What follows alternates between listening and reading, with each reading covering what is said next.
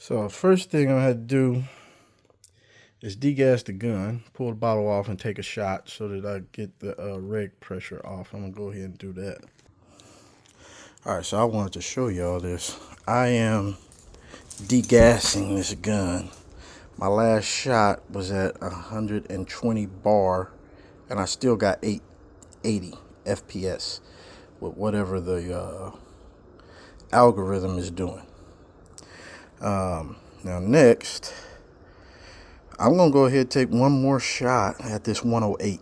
Because I know I can have a rig at 105 with a 25 caliber and still get good feet per second. So I'm going to see if I can get one more 880 shot even with the bar at 108. As you can see, I took the bottle out and I'm still getting these shots. I'm just degassing it, getting the plenum emptied out. I want to see how much. I'm assuming there's like very low dwell time in this, whatever this setting was, and that rig pressure is closing that valve real quick.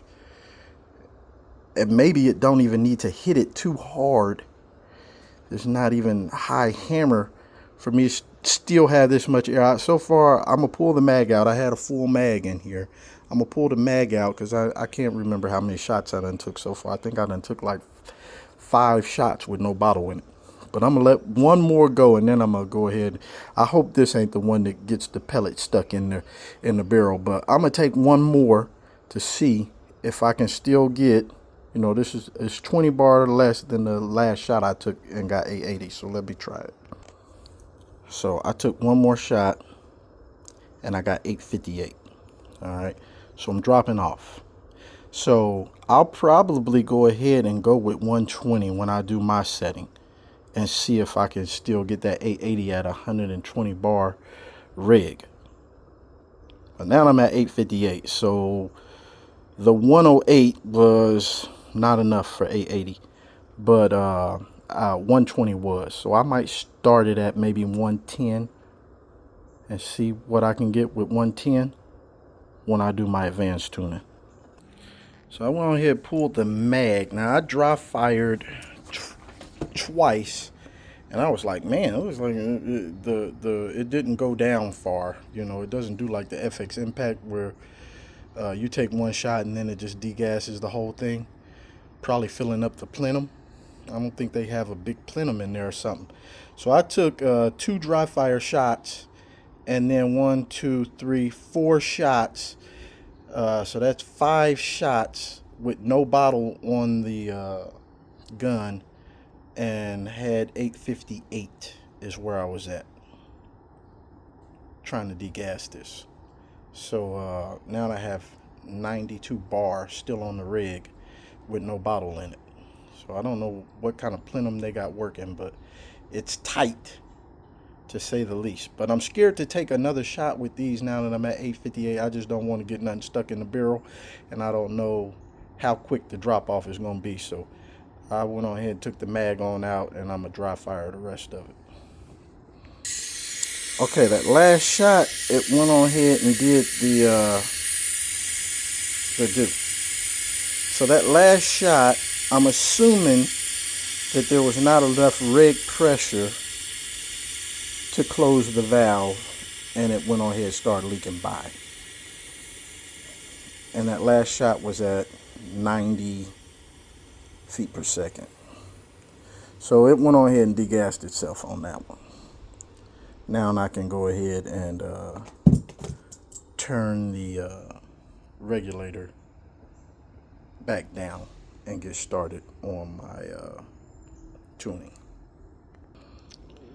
Alright, so I turned the rig down while the bottle was out, and I put it back on. I'm at 125 bar.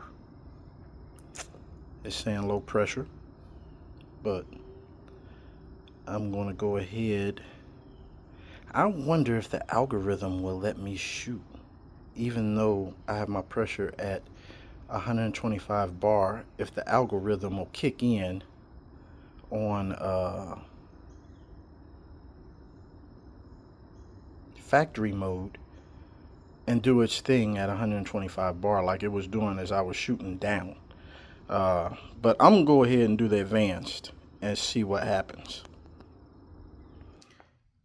Y'all, I went ahead and turned it up to 130.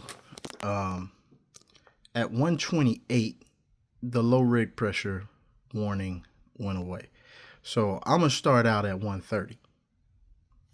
I had it at 130 and settled in at 129. But I'm gonna start at this 129. I get that low rig pressure off.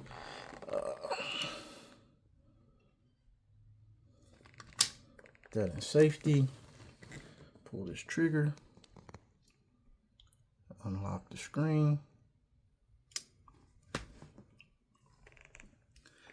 All right, now we're getting out of the factory setting to advanced setting.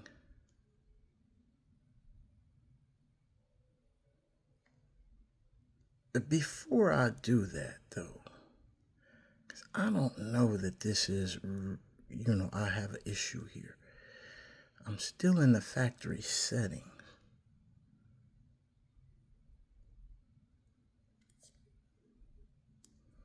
Let me see something.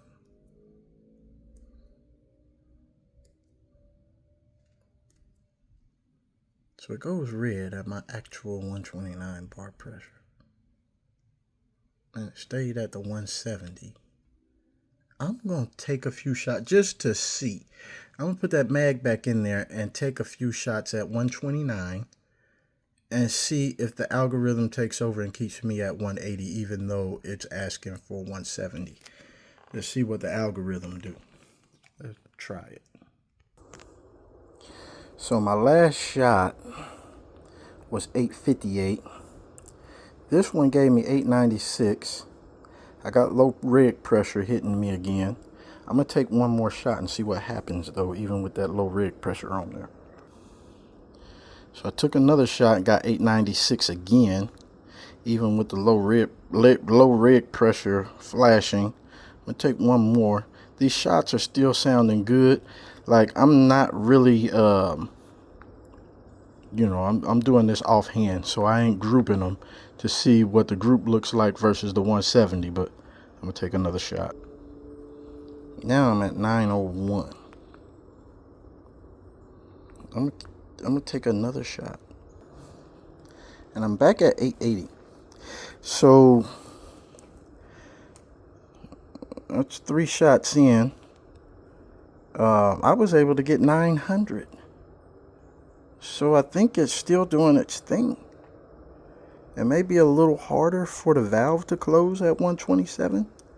I don't know if maybe the valve can't close fast enough. It should be adjusting that dwell time to as low as it can go. And I'm going to see if I can get that speed 880. So yeah. I'm down to 882 now, and I think the algorithm is starting to work its magic and get me where I want to be, even with this low rig pressure that I got it set at 126. So maybe I don't have a problem. It wants 170, as you can see. It was in the red. Wants me to set it at 170. I would think that would allow the valve to close much faster, but I would need a lot more hammer or voltage to send that hammer flying into the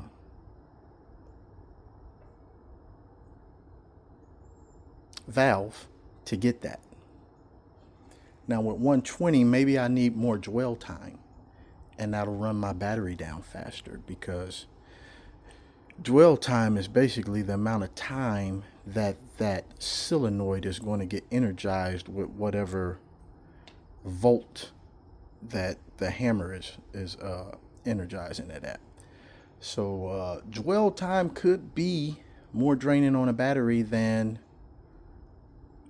the actual pulse of just the 80 volts hitting that valve.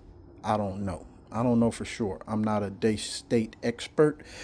hopefully y'all can give me some insight on this, anybody that is a Daystate expert. But I might take this up just a little bit to get that low pressure situation gone. But I think with this setting, I may need more dwell time and less hammer or less volt on the valve. And maybe that's why they want 170. I'm gonna leave this and see how many shots per fill I get before I drop off, down to 170. Well, I'm gonna go 150. So usually I